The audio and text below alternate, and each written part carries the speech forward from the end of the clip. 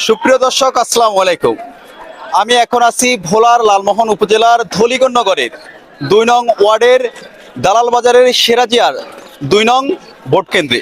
প্রিয় দর্শক, আপনারা দেখতে পাচ্ছেন সকাল থেকে বিশেষ করে যারা সাধারণ ভোটার আছেন দীর্ঘ অপেক্ষার পরে তারা ভোট কেন্দ্রে ভোট দিতে এসেছেন।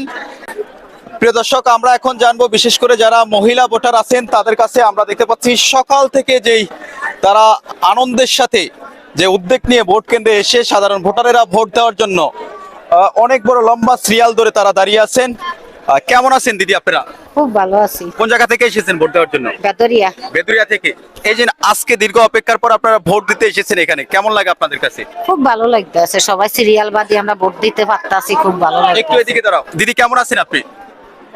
ভালো আছেন। আমরা একটু আপনাদের কাছে জানবো, কেউ কি আপনাদেরকে কোথাও কোনো ধরনের ভোট দেওয়ার জন্য কোনো জোরপূর্বকভাবে কোনো কিছু বলেছে? না না বলে নাই। না। আপনারা আপনাদের পছন্দের প্রার্থীকে চাইলে ভোট দিতে পারবেন, কোনো সমস্যা নেই। না।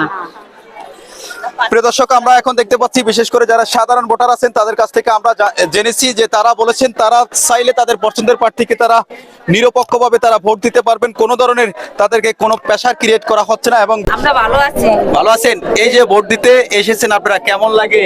ভালো লাগা করে। কেমন লাগে আপনাদের কাছে? ভালো লাগে। সবার কাছে ভালো লাগে। জি।